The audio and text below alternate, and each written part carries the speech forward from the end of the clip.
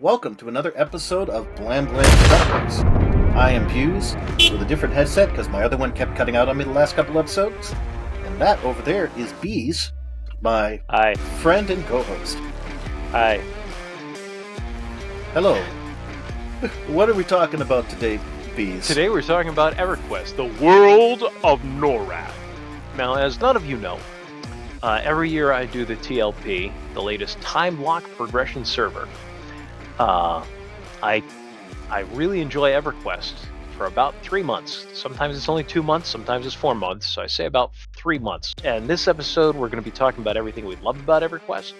And next episode, we're going to be talking about what we don't like about Everquest. And Buse has actually put in more hours than I have in the game, because the first time we went to one of these TLPs... Which he got me to go to, even though I suggested it to him as a joke. So I was done with MMOs before this. I was barely playing any MMOs at all for the first time in years. And I'm really bored. No other games keeping me occupied. I'm looking for something. And I posted it on Facebook. And Buse here is like, they're doing time-locked progression servers on EverQuest, and one of them just started, I think. And so we got in. What server was that you were on for how many years? Mangler, and I was on Mangler from because it was 2019. Mm-hmm. From 2019 up until August of last year, I was playing. So I put in 4 years on Mangler. That's a lot of time. I put in 3 months, maybe 4, all said and done. And I had a lot of fun. The game had changed considerably. Some of the problems I had with it back when it was live were gone. And I really had a good time, but I'm not famous for sticking with an MMO for more than about 3 or 4 months anyway. I get bored with gameplay. I want to play something else. And generally, when I'm not focused on an MMO, I'm playing 3 or 4 different games.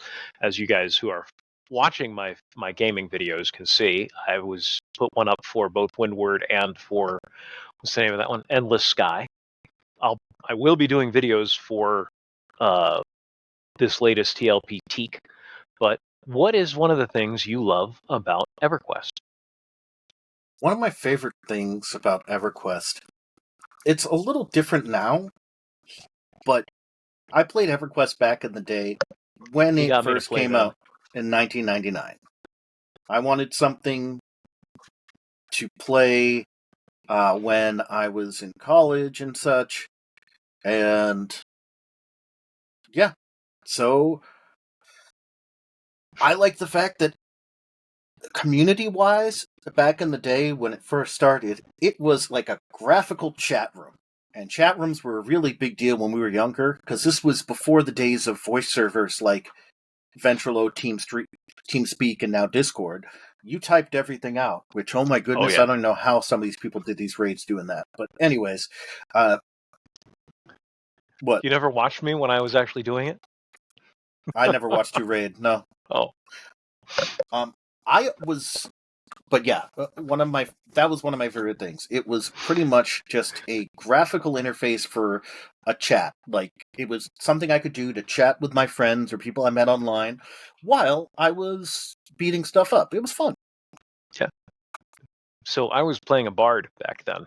So not only was I gaming, I was also, and this is before Slash Melody came in, which is one of the things I love about New EverQuest. So you would actually have to you would tap, it would tap, and then you would have to tap to do your next one. It was called twisting. And so you needed to be able to keep up 3 to 4 songs at a time by tapping 1, tapping 2, tapping 3, whatever your songs were keyed to. And then you drop your hand back and you hit AWSD to move, and then you put your fingers back in time to get that next one. And it was 1 a second. So what I actually would do is I would have one hand on the mouse over here, and when I needed to say something, which was all the time, because I was usually leading, if not the raid, then my group, it would be tap, enter, type like crazy, enter, tap, enter, finish typing my thought, enter, tap, enter, type, tap. Yeah, it was, I became a drastically faster typing, despite taking a typing class in junior high and having written a ton of papers up to that point. My typing speed increased 1,000-fold, probably not that much, increased a lot by playing a bard in EverQuest. So when I switched over to a cleric and I didn't have to do that anymore, I kept the typing skills. So community is something you get in EverQuest that you don't get as much of in other MMOs. Because of the way the game is built, you can't. We talk about this in a few of our other videos about the difference between City of Heroes and EverQuest and whatnot. And I'm going to get Luna and one of my Deathwatch Mandos here. So to take on, and my other Deathwatch Mando. So to take on Luna Love, an NPC, a mob, to take on one of the bad guys in City of Heroes, you can generally, as one hero, take on multiple bad guys, no problem. And EverQuest is the other way around. To take out one mob, you need 2 or 3 guys minimum, good guys, to attack that mob. Players, basically. To take down an even con, for the most part, there's exceptions.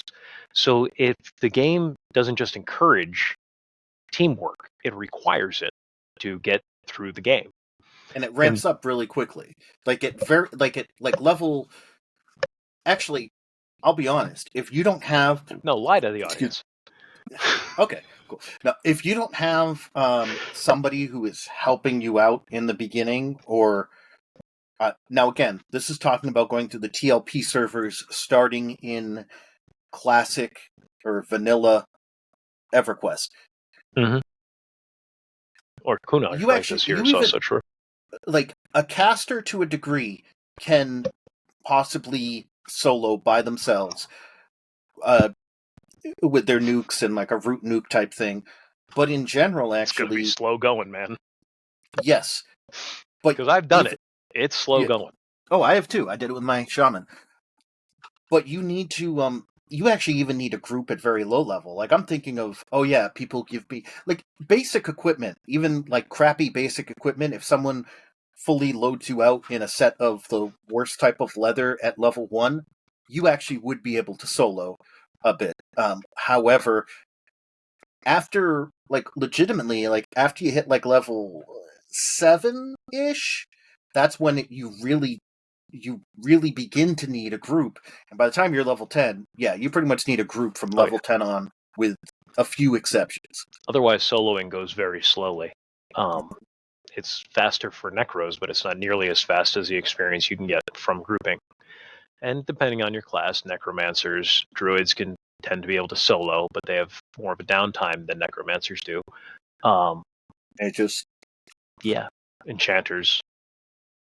But it depends on your class. And you're going to get more experience in a group because you're going to be killing monsters faster. So you get less experience per monster, but if you're going through 100 monsters in an hour, which is kind of a low estimate group, that's a lot better than doing 12 monsters and getting full experience from them by yourself. Mm-hmm. So anyway, that's one of the things I love about EverQuest. The fact that your character can't do everything. You can't be a jack of all trades. You can't be like in City of Heroes, where I play a tank and I can just waltz in and handle everything on my own, but it's nice to have help. In EverQuest, you need the help. You can't handle everything on your own. You need that help. And I like no matter what role I play, every class contributes something to the group. Mm-hmm. Even when you're playing, it's a 6-man group. And if you've got a full group, it goes up to 6. So if you're playing in a 6-man group or 6-person group, 3 of those are going to be at least 2 of those, but usually 3 of those are going to be DPS. Yeah. Because you'll have your healer, your tank, your crowd control, and then you need 3 DPS. And no matter what kind of DPS you're playing, you're contributing something different than any other class. Rogue DPS is different than Monk DPS. Not by a lot. They're very similar. They're both ranged. But Rogue has a lot more of a spike. What? Melee. I'm sorry. It's melee, not ranged. Both are melee. Thank you, Buse. But they're both going to be monks have a more spiked aspect to it. Mages and wizards are very similar, both kind of ranged, but mages send in their pet and they do the occasional nuke. Wizards only nuke, and that's dropping a spell from a distance, but their nukes do a lot more damage, so you have to be careful with them. Now, Go ahead. So I have a question. You said monks were more spike damage. Aren't rogues more spike Rogues damage? are more spike damage. What am I even saying today?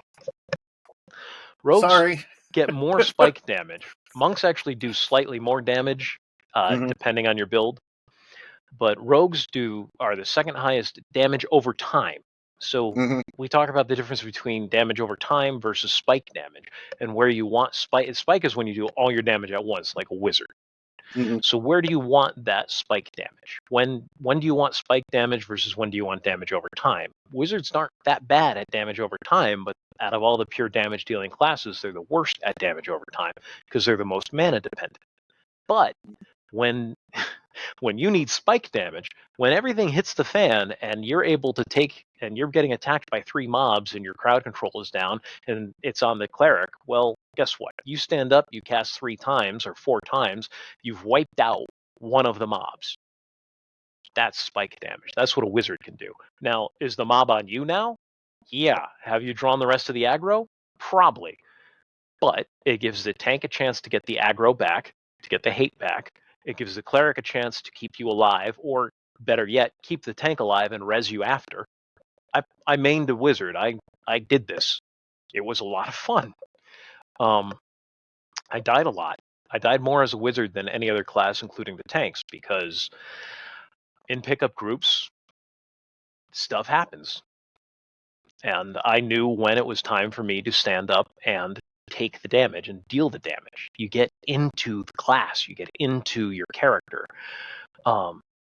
Not necessarily in the same way you do when we're talking about a story or an RPG or something like a pen and paper RPG, but you get into how to play the character, and when much is expected of you and you're able to deliver, it gives you a boost of serotonin. It makes you feel good in a way that no other MMO can, because no other MMO has those levels of requirements of you that classic EverQuest does.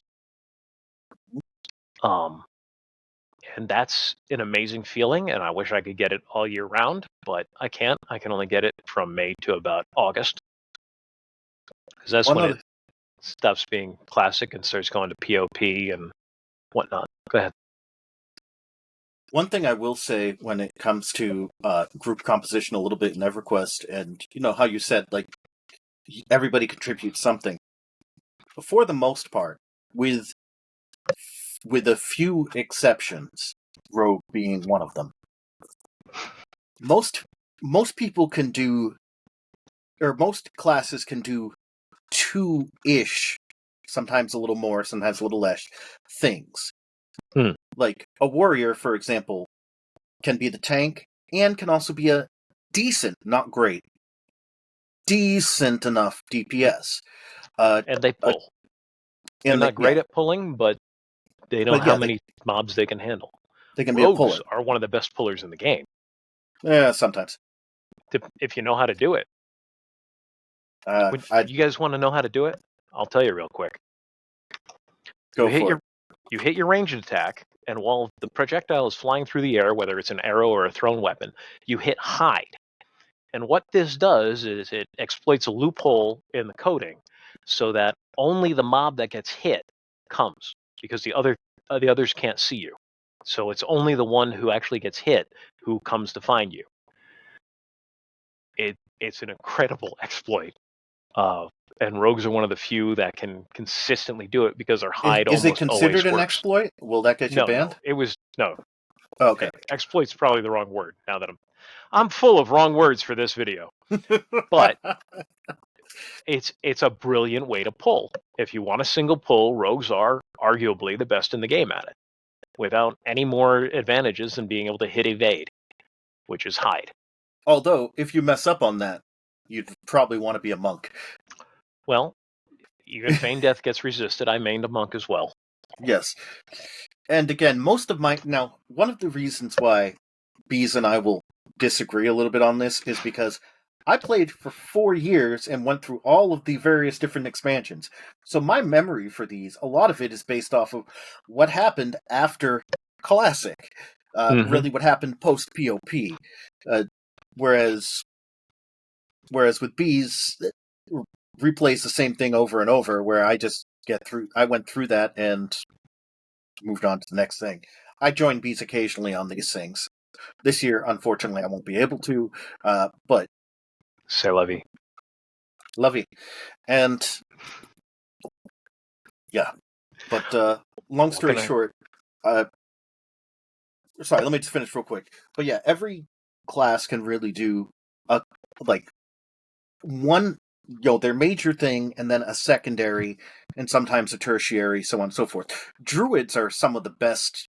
Druids and bards, I think, are some of the best being able to do multiple different things, because druids have a bit of control. They're healers. They can do a decent amount of DPS if they're just focused on that. A ton of different stuff, and yeah, bards. Well, they literally can do a little bit of everything, but they're probably best as control, realistically, at least later in game. But go ahead. They end up becoming the best puller in the game once they get fade. But anyway, that's usually after I'm gone. I do come back every once in a while for about a month in the middle of the year, or the end of the year, however you want to put it, in my non-peak months. So I have played. I do experience this stuff. It's okay, but we'll get into in the next video what I don't like. But you don't get that in other. What I do love about EverQuest is things you don't get in any other MMO. You feel important.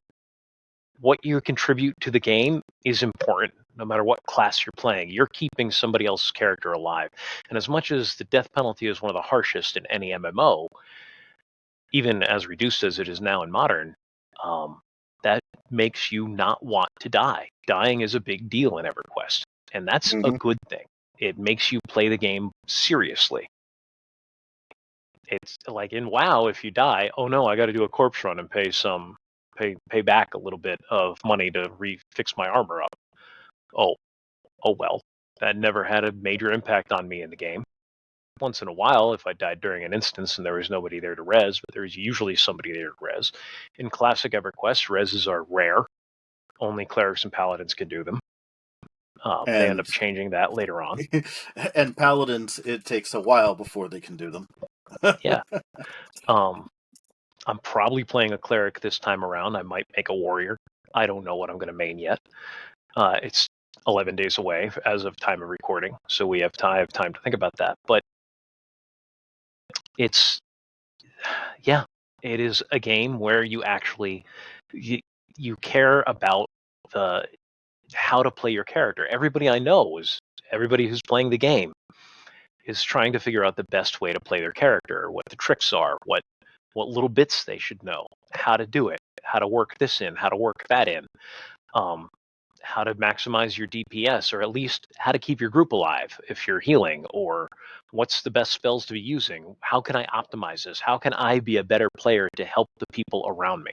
It fosters community in a way no other MMO does. I was just on Discord on I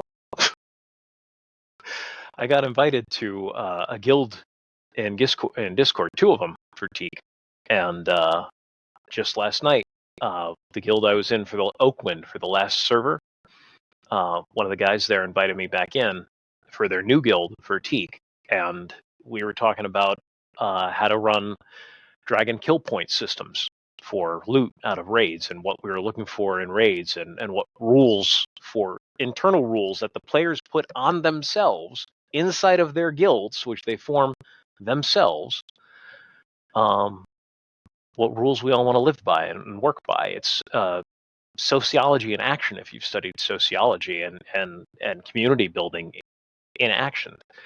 It's pretty amazing. I don't have much more to say. I mean, it's honestly, EverQuest is not that different from any other MMO in that it's the same basic style of play. It's the same basic style as WoW. It's the same basic style as City of Heroes or Star Wars: The Old Republic, or even to some degree Star Trek Online. In general terms, they're very similar. In specifics, EverQuest has many of the best aspects of gaming to it that the others just don't have anymore. Death penalty is significant enough to make you serious. Community is great. Your character matters. You feel like a hero. I do so much more in City of Heroes. So much more in City of Heroes. But I matter more in EverQuest doing so much less. That little contribution that I do to the group, the 1/6 of the group, I'm seriously 1/6 of that group. And that's a great feeling. And I love that. The community, I love being part of that. I love saving other people. I love helping other people. I love being helped by other people. It's a fantastic experience.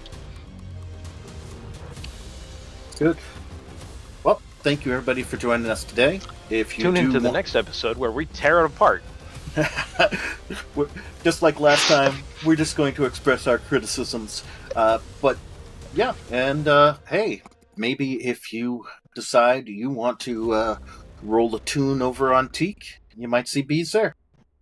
But otherwise than that, we will see you, truckers.